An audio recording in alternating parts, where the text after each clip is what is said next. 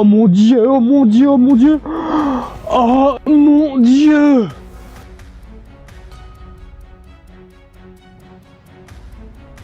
L'épisode commence là où c'est arrêté avec cette éclipse venue de nulle part et l'armée d'aurores mécaniques qui arrive vers nos amis, dirigée par Bishop. Alors foiré, il est toujours là dans les mauvais coups celui-là. Nos amis décident de partir de la station-service pour se retrouver à El Sambados au calme. Et c'est parti pour une course-poursuite, ou plutôt une bataille sur 2 roues ou 4 roues, où Shord va revêtir son armure de Garou aux côtés de Zaruba qui combat pour la première fois depuis le début de la série, et ils vont faire un carnage. Du côté de Gina, qui est au volant de sa voiture, protège comme elle peut Sophie, les choses ne sont pas mieux. Des aurores volants l'attaquent et elle va user d'astuces et des gadgets qu'elle a incorporés à sa voiture pour leur échapper. Accélération au nitrogène, Gatling dans le coffre. D'ailleurs c'est Sophie qui tire. Mais ne faites pas ça chez vous les enfants, parce que un enfant avec une arme, c'est un danger potentiel de voir une enfance brisée. Malheureusement elles seront vite submergées si Luke n'apparaissait pas. Il est là! Luke est de retour! Et avec un nouveau look. Évidemment, son entraînement a porté ses fruits et le mec, il est purement badass. T'as peut-être une 200 aurores volant, il te les nique, mais d'une facilité déconcertante. Waouh. Ouais, respect mec, hein. Vraiment, sérieux. Toutes ces actions auront pour effet de briser la barrière d'aurore. Ah oui, je l'ai pas précisé, mais en fait, l'éclipse, c'est juste une barrière créée par les aurores pour qu'ils puissent opérer en plein jour. Eh, ils sont malins. Alors qu'ils pensent être sortis d'affaire.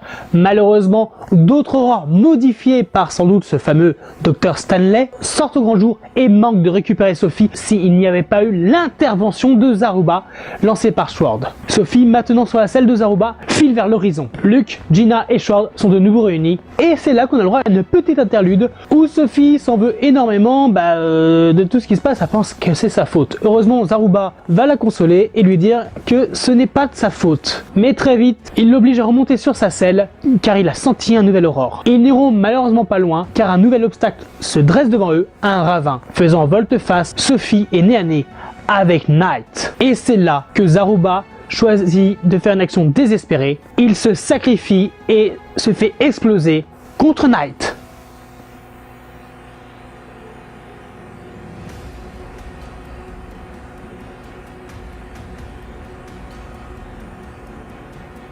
Zaruba s'est sacrifié. Sophie est donc rejointe par Shord, Gina et Luke. Shord va examiner les débris et récupère un morceau de son partenaire qui s'éteint dans sa main. Mais malheureusement, Knight est blessé, mais pas mort. Zaruba s'est donc sacrifié pour rien. Il appelle son armure et d'un coup de poing brise la barrière pour l'appeler. L'armure s'installe sur lui et se transforme. Shord a absorbé les restes de Zaruba pour devenir plus puissant. Et on va avoir le droit à un combat très rapide, mais d'une intensité rare. Malheureusement, on en restera là car Knight s'échappe grâce à des aurores sans que Shord ne puisse rien faire. Même si nos 4 amis sont enfin réunis, ils ont perdu un partenaire cher à leur cœur et l'épisode se finit donc ainsi.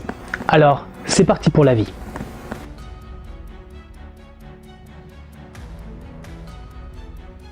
Bordel! C'est sans doute le meilleur épisode de Garou Vanishing Line. Il aura fallu attendre le 17e épisode pour que Garou Vanishing Line soit enfin du Garou. Il y a de tout. Action, vitesse, rebondissement, badassitude. Tout est là. Le retour de Luke avec un nouveau look mais qui en jette. Il est trop classe. Un petit sourire en coin, alors beau gosse, mais il est terrible. Gina qui monte tous les artifices de sa voiture, c'est terrible aussi, la Gatling, le moteur au nitrogène, mais c'est juste énorme. Honnêtement, hein, vous me verrez rarement comme ça, vous m'avez jamais vu comme ça pour un épisode de Vanishing Line, mais alors là, je suis comme un fou, c'est hallucinant, et encore plus, le power-up de l'armure Garou de Shord. Waouh, non mais sérieux, c'est génialissime. Et puis là, en plus, on a dégagé les néons roses dégueulasses. Et là, on a des beaux néons or. Bon, ok, c'est toujours des néons, c'est toujours dégueulasse sur une armure de Garou, mais c'est quand même beaucoup plus classe. Puis non, mais ce power-up, waouh.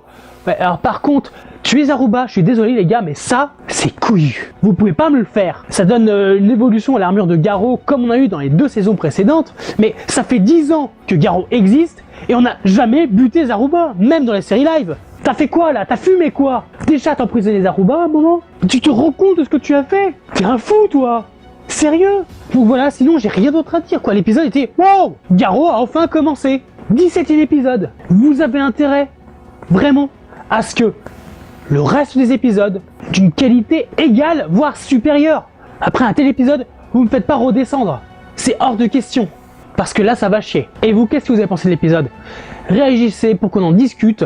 Parce que vraiment, wow. Encore une fois, wow. Alors je vous dis au prochain épisode. Bye les Tokuva.